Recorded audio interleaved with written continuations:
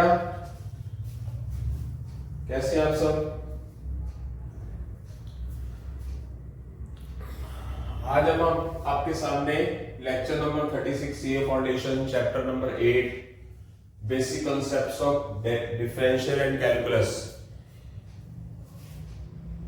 एक लेक्चर था हमारा 33 जो डेरिवेटिव के बेसिक्स फार्मूलाज पर था। उसके बाद लेक्चर नंबर 34 डेरिवेटिव का जो हमारा चैप्टर था, मैंने 3 घंटे तकरीबन 38 मिनट्स का बनाया, अपलोड कर दिया गया है। आई होप सो आपने देख लिया होगा। उसके बाद लेक्चर नंबर 35 डेरिवेटिव का एक छोटा सा लेक्चर बनाया है, जिसके अंदर कुछ डेरिवेटिव के अंदर कुछ रह गया था, वो पूरा करने के लिए। उसके बाद हमने लेक्चर नंबर 36 इंटीग्रेशन के बारे में बेसिक्स पे काम किया जा रहा है। इस लेक्चर के अंदर सिर्फ फॉर्मूले हैं, क्वेश्चन नहीं है। जिस स्टूडेंट्स को डेरिवेटिव आएगा उस स्टूडेंट्स को इंटीग्रेशन आएगा, ये बात मैंने पहले भी बता चुका हूं मैं। तो मैंने यहां पर लॉग के फॉर्मूलाज सारे दोबारा लिखे हैं, आइलेट के बारे में लिखा है, डेरिवेटिव के बारे में लिखा है और पैरेलल में इंटीग्रेशन लिखा है, ताकि आपको डेरिवेटिव और इंटीग्रेशन के बीच का डिफरेंस पता चल जाए क्या होता है। एक दूसरे से रेसिप्रोकल होते हैं वो सीए फाउंडेशंस के हिसाब से। और जो स्टूडेंट अप्लाइड मैथमेटिक्स के हैं, जैसे मैंने आपको पहले भी बताया था कि जो गलतियां आपने कर दी होंगी या अपने भाई बहनों को बताइए कि अगर बाय चांस उन्होंने सीए फाउंडेशन करना है तो अप्लाइड मैथमेटिक्स रखें। मैंने पिछले 2-3 वीडियोस के अंदर ये बातें बताई हैं और पहले भी बताता आया हूं। अप्लाइड मैथमेटिक्स के अंदर सारा कुछ है, ये सारे के सारे क्वेश्चंस हैं जो लेक्चर के अंदर डाले जा रहे हैं। तो देखते हैं हम, जैसे कि डेरिवेटिव के आप 3 लेक्चर पढ़ चुके हो, lecture number 33, lecture number 34, lecture number 35। अब लेक्चर नंबर 36 में सिर्फ फार्मूलाज होंगे, बेसिक बातें होंगी। उसके बाद लेक्चर नंबर 36 7 के अंदर इंटीग्रेशन होगा, यानी कि वहां से लेक्चर नंबर 37 के बाद हमारा स्टैट और मैथमेटिक्स और फाइनेंस स्टार्ट होने वाला है, क्योंकि स्टूडेंट्स के एग्जाम आ गए हैं जनवरी के अंदर। जनवरी 2nd वीक के में एग्जाम है, तो उससे पहले स्टैट और मैथमेटिक्स और फाइनेंस करवाने का पूरा प्लान है मेरा। तो देखते हैं, जैसे आपने डेरिवेटिव किया, यानी कि डिफरेंशिएशन सिर्फ 3 चीजों पर डिपेंड है। एल आइलेट में एल, ए और ई पर। एल यानी कि लॉग, ए यानी कि अलजेब्रिक, ई यानी कि एक्सपोनेंशियल। तो इंटीग्रेशन भी इन 3 चीजों पे डिपेंड होगा। जैसे कि आपके सामने है, आपने अलजेब्रिक का डेरिवेटिव किया, x की पावर n क्या था, क्या बताया था, पावर आगे आएगी, एक पावर कम होगी और बेस का डेरिवेटिव अगर x है तो 1 आएगा, 2x है तो 2 आएगा। अगर ऐसी ही चीज का अपने को इंटीग्रेशन करने के लिए बोल दिया जाए कि x की पावर n का इंटीग्रेशन करो, तो उसका रूल क्या होता है, जो पावर है उसके अंदर 1 ऐड हो जाता है, पावर आगे नहीं लेके आनी। जो पोर्शन यहां नजर आ रहा है वही पोर्शन यहां लिख दिया जाएगा। और जो बेस का डेरिवेटिव मल्टीप्लाई में लिखा करते थे, इंटीग्रेशन में बेस का डेरिवेटिव नीचे लिखना है। अगर यहाँ 2x है तो 2 नीचे लिखेंगे, यहां मल्टीप्लाई में होता था। एक तो ये डिफरेंस है। आई होप सो समझ आ गया होगा सभी को। अच्छा, उसके बाद मैंने इस तरह का भी एक अलजेब्रिक एक्सप्रेशंस ले लिया। ये भी अलजेब्रिक का पार्ट है ए का, ये भी अलजेब्रिक का पार्ट है, ये भी अलजेब्रिक का पार्ट है। तो मैंने ax plus b whole power of n का डेरिवेटिव करते थे, क्या होता था, n आगे आता था, एक पावर कम होती थी। फिर ax का डेरिवेटिव क्या होता था, a, b का डेरिवेटिव 0, जिससे कि ये मल्टीप्लाई होकर na लिख दिया जाता था आगे और ये वैल्यूज आ जाती थी। अब डेरिवेटिव आपका स्ट्रॉन्ग हो गया होगा, बट इसी चीज को अगर आपको इंटीग्रेशन के अंदर करना हो तो आप क्या करोगे, क्या होगा, पावर के अंदर 1 ऐड होगा, इसकी तरह ही वही चीज जो ऊपर है वो नीचे लिखी जाएगी, power same to same. ax का डेरिवेटिव, बेस का जो डेरिवेटिव मल्टीप्लाई में लिखा करते थे, वो आपने अपनी बार डिवाइड में लिखना है। ax का डेरिवेटिव a और b कांस्टेंट है, कांस्टेंट का डेरिवेटिव 0, यानी कि यहां से इसका फॉर्मूला क्या बन गया हमारा, ax plus b whole power n plus 1 और ये a और ये n प्लस 1। अच्छा, c लिखा जाता है, c एज ए कांस्टेंट है, ये सी एज ए कांस्टेंट क्या मतलब है इसका मैं जैसे लेक्चर शुरू करूंगा तो उसके अंदर आपको बताऊंगा। आपने इंटीग्रेशन के अंदर प्लस सी लिखना है। सीए फाउंडेशन वाले स्टूडेंट्स को कुछ चीजें मैं ज्यादा डीप नहीं बता रहा क्योंकि उनको कोई साइंटिस्ट तो बनना नहीं। जैसे मैंने डेरिवेटिव वाले चैप्टर में ग्रेडियंट वर्ड बताया था, तो ग्रेडियंट का मीनिंग क्या बताया था? ग्रेडियंट का मतलब होता है डेरिवेटिव, सीधी सी बात है, ठीक है। इसी तरह सी आपको लिखना है प्लस सी लिखना है। कई बुक्स के अंदर माइनस सी लिखा होता है, बट कंपटीशन एग्जाम के अंदर आपने प्लस सी लिखना है। नेक्स्ट वन, जैसे कि आपको पता है log x का डेरिवेटिव 1/x होता था और x का डेरिवेटिव मल्टीप्लाई 1 लिखते थे। अब की बार उल्टा चलेगा, 1/x का इंटीग्रेशन log x होगा। log x का डेरिवेटिव 1/x, 1/x का इंटीग्रेशन log x। अब कई स्टूडेंट्स के माइंड में शायद ये हो जाए कि वो कहेंगे कि जी log x का इंटीग्रेशन भी तो होता होगा सर।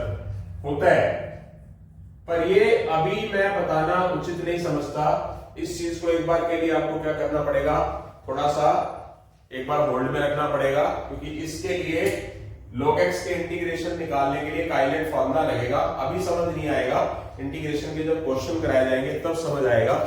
तो सिर्फ आपको इतना याद रखना है कि log x का डेरिवेटिव 1/x और उल्टा log x का डेरिवेटिव 1/x, बट 1/x का इंटीग्रेशन log x। तो क्या हो गया, एक दूसरे का रिवर्स हो गया। इसी तरह एक्सपोनेंशियल फंक्शन e की पावर x का डेरिवेटिव e की पावर x और x का डेरिवेटिव 1। इसी तरह e की पावर x का इंटीग्रेशन में क्या फर्क होगा, e की पावर x जो x का डेरिवेटिव मल्टीप्लाई में लिखते थे ना डेरिवेटिव के टाइम में, वो आपने इंटीग्रेशन में लिखना है। चलो इसमें तो फर्क नहीं आया, बट अगर यहाँ पर 2x होता और 2x का डेरिवेटिव 2 नीचे ना लिखते तो फर्क पड़ता। यहाँ 2x होता तो 2x का डेरिवेटिव 2, यहाँ 2 मल्टीप्लाई में होता, यहाँ 2x का डेरिवेटिव डिवाइड में होता, तो फर्क आ जाता है ना। यानी कि एंगल का बेस, यानी कि जो अलजेब्रिक में एंगल का जो डेरिवेटिव है वो हमेशा इंटीग्रेशन के अंदर डिवाइड में लिखना है, ये याद रखना। नेक्स्ट वन, इस तरह का एक्सपोनेंशियल फंक्शन एक और है हमारे पास, e की पावर ax, e की पावर ax का डेरिवेटिव e की पावर ax और ax का डेरिवेटिव a। इसी तरह e की पावर ax का इंटीग्रेशन, वही बात आ गई, मतलब यहाँ पर 1 2 3 कुछ भी है, e की पावर ax का इंटीग्रेशन e की पावर ax और ax का डेरिवेटिव डिवाइड में लिखना है, डेरिवेटिव याद रखना है। एंगल का डेरिवेटिव इंटीग्रेशन में नीचे लिखा जाएगा। यहाँ पर भी नीचे लिखा गया x का डेरिवेटिव, यहाँ पर भी x प्लस b का डेरिवेटिव नीचे लिखा गया है, यहाँ पर भी x का डेरिवेटिव नीचे लिखा गया है। आगे चलते हैं, दूसरा एक्सपोनेंशियल फंक्शन है, ये दोनों एक्सपोनेंशियल फंक्शन है तीनों, ठीक है। e अगर a की पावर x आ जाए, यानी कि कांस्टेंट की पावर फंक्शन हो, तो उसका डेरिवेटिव क्या था, a की पावर x log a और x का डेरिवेटिव 1। तो यहाँ पर a की पावर x का इंटीग्रेशन क्या होगा, a की पावर x तो होगा जो log a डेरिवेटिव के अंदर मल्टीप्लाई में आता था वो आपको डिवाइड में रखना है, और जो x का डेरिवेटिव एंगल का डेरिवेटिव 1 या 2 कुछ भी लिखते थे, यहाँ 2x हो तो 2 लिखते थे, 3x हो तो मल्टीप्लाई 3 लिखते थे, यहाँ पर x का जो डेरिवेटिव एंगल का वो आपने डिवाइड में रखना है। तो आपको यहाँ से क्या क्लियर हुआ, जो एंगल का डेरिवेटिव है वो आप नीचे रखोगे, डेरिवेटिव में मल्टीप्लाई के अंदर रखते थे। सबसे पहले बेसिक का क्लियर होना बहुत जरूरी है। आगे चलते हैं, पहले x का डेरिवेटिव क्या होता था 1, अब की बार 1 का इंटीग्रेशन क्या होगा x, अगर 2 हो तो 2 का इंटीग्रेशन क्या होगा 2x, यानी कि कांस्टेंट है, कांस्टेंट कोई a b c d कुछ भी है, उसका इंटीग्रेशन क्या होगा अल्फा x। अल्फा मैंने क्यों नाम दिया, अल्फा कुछ भी हो सकता है, मान लो यहाँ पर 2 है तो उसका इंटीग्रेशन क्या हो जाएगा 2x, अगर a है तो क्या हो जाएगा ax। जीरो नहीं लिखना, कांस्टेंट का डेरिवेटिव 0 होता है, कांस्टेंट का अगर हम डेरिवेटिव करें तो, यहां मैंने लिखा नहीं है, लिख देता हूं, कांस्टेंट का अगर आपको डेरिवेटिव लिखना हो तो क्या होता था 0, बट यहां कांस्टेंट का इंटीग्रेशन आएगा, यानी कि 1 का x, 2 है तो 2x, 3 है तो 3x, e है तो ex, b है तो bx। ओके, तो और ये जो मैंने log वाले फॉर्मूलाज लिखे हैं, जैसे log के फॉर्मूलाज डेरिवेटिव में यूज हुए, log वाले फॉर्मूलाज सर्ड इंडाइसिस और log वाले चैप्टर में यूज हुआ, उसी तरह log वाले फॉर्मूले ये इंटीग्रेशन के अंदर यूज होंगे, डेरिवेटिव के अंदर। लेक्चर नंबर 34 में और 35 में तो आपने अच्छे तरीके से देख ही लिया कि log वाले फॉर्मूलाज का कितना ज्यादा यूज है। तो इसके अलावा हमारे कुछ और फॉर्मूलाज हैं जो मैं अभी इसके बाद लिख रहा हूं, इनको एक्सप्लेन करवा दिया मैंने। कुछ फॉर्मूलाज हैं, 5-7 फॉर्मूलाज और हैं जो क्वेश्चन के अंदर, इस चैप्टर के अंदर यूज होंगे, और बेसिक कॉन्सेप्ट्स के अंदर जो चीजें बीच में आएंगी वो एक्सरसाइज के अकॉर्डिंगली करेंगे। तो इनके बीच का डिफरेंस आपको पता होना बहुत जरूरी था चैप्टर से पहले। तो आज हमारा लेक्चर नंबर 36 जो है वो इसी के ऊपर बेस्ड है।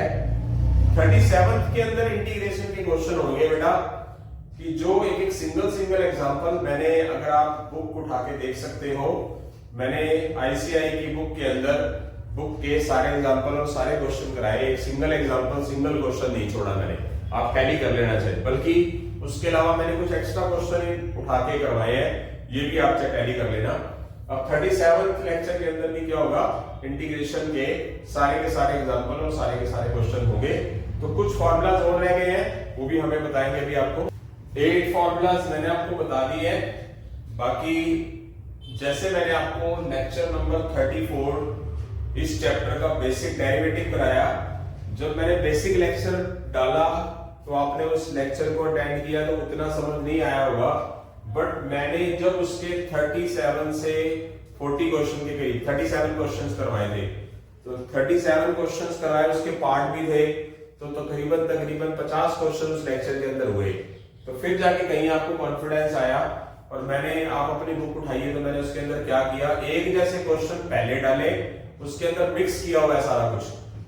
हर एक बुक की कमी है, उस बुक में क्या कमी है कि पहला क्वेश्चन किसी अलग मेथड वाला है, दूसरा उस दूसरे के ऊपर कोई और फॉर्मूला लग गया, तीसरा एग्जांपल तीसरे क्वेश्चन में कोई और फॉर्मूला लग गया।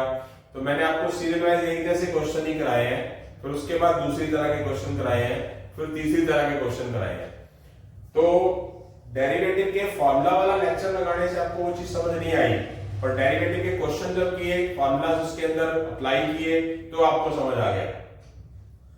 उसी तरह इंटीग्रेशन के फॉर्मूले कराए जा रहे हैं। इंटीग्रेशन के फॉर्मूलों से शायद आपको लेक्चर ना क्लियर हो, बट मैंने आपको एक बात बताई है कि इन फॉर्मूलाज को जब आप इंटीग्रेशन का लेक्चर नंबर 37 लगाएं, तो इन फॉर्मूलाज को किसी कॉपी पे लिख लेना, ताकि आपको जब कंपैरिजन करो कि कौन सा फॉर्मूला क्यों लगाया गया है, तो आपको क्लियर हो जाए, और तब आपका इंटीग्रेशन चैप्टर पूरा हो जाएगा।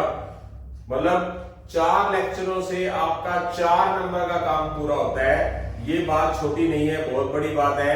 इस बात की अहमियत का पता चलता है स्टूडेंट को जब वो किसी तरह से डिसक्वालीफाइड या क्वालिफाइड होने से रह जाए, डिसक्वालीफाइड हो जाए बहुत नंबरों से, वही चख सकता है इसका स्वाद तो सही तरीके से। बिल्कुल सीधी सी स्ट्रेट एंड फॉरवर्ड कड़वी सी बात। तो यहां हमारे कुछ फॉर्मूलाज और रह गए थे।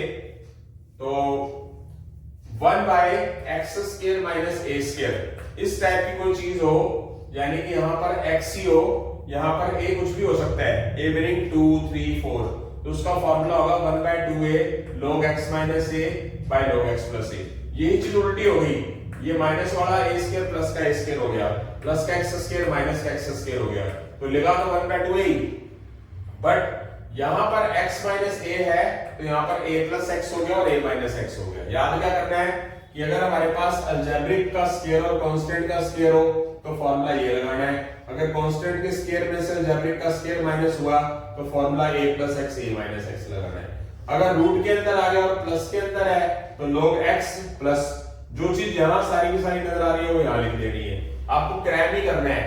वैसे तो इसके फॉर्मूले कैसे बनते हैं ये भी बता सकता हूं, बट सीए फाउंडेशन वाले स्टूडेंट्स में कुछ स्टूडेंट ऐसे होंगे जिनके पास +1 +2 में मैथ नहीं होगा, तो वो उस चीज को, ड्राइव को थोड़ा सा अलग टाइप का हो जाएगा, उसके लिए वो बोझ ही लगेगी।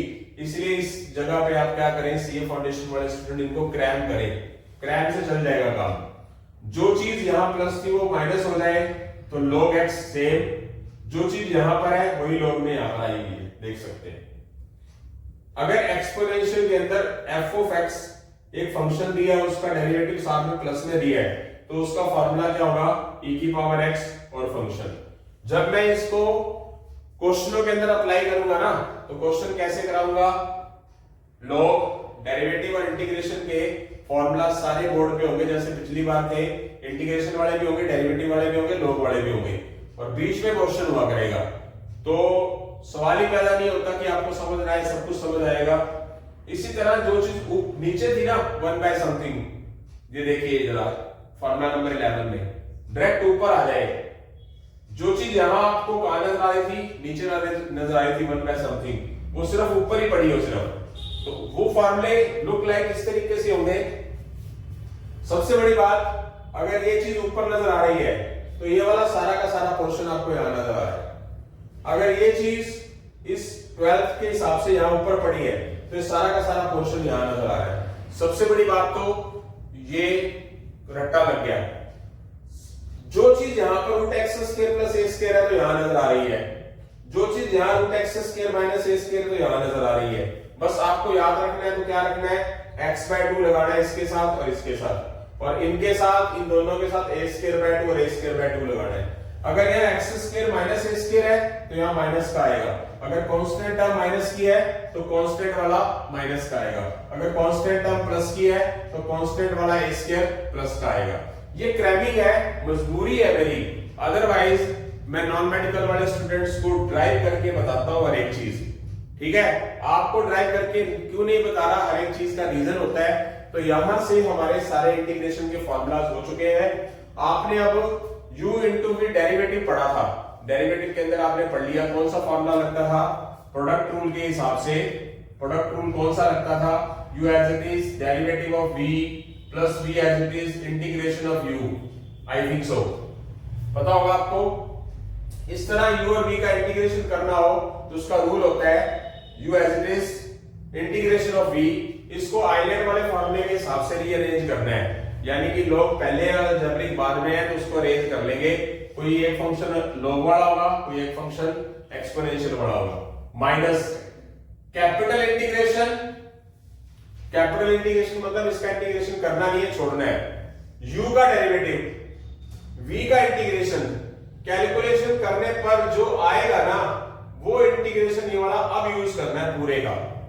शायद ये बात आपको कम समझ आए, बट जब क्वेश्चन करेंगे तो जरूर समझ आएगी। ये फॉर्मूला नंबर 17 एक बार नोट डाउन कर लेना। मैं बार बार एक बार ये गुजारिश कर रहा हूं, सीए फाउंडेशन स्टूडेंट्स का तब क्लियर होगा जब एक्सपीरियंस टीचर की बात को आप समझेंगे। भी जितने भी चैप्टर आप अटेंड कर रहे हैं, स्टैट कर रहे हो, मैथमेटिक्स ऑफ फाइनेंस कर रहे हो, रीजनिंग कर रहे हो, इंडेक्स नंबर कर रहे हो, प्रोबेबिलिटी कर रहे हो, डेरिवेटिव इंटीग्रेशन कर रहे हो, परमुटेशन कॉम्बिनेशन कर रहे हो, सीक्वेंस एंड सीरीज कर रहे हो, सर्ड इंडाइसिस लॉग कर रहे हो, जितने भी चैप्टर आप कर रहे हो उन सब के लिए एक नोट्स बना लो, यानी कि मैथ्स की dictionary. Not even to maths dictionary, accounts के बेसिक कॉन्सेप्ट भी उसी में चलने दो, लॉ के बेसिक कॉन्सेप्ट भी उसी में चलने दो, इकोनॉमिक्स के बेसिक कॉन्सेप्ट भी उसी में चलने दो।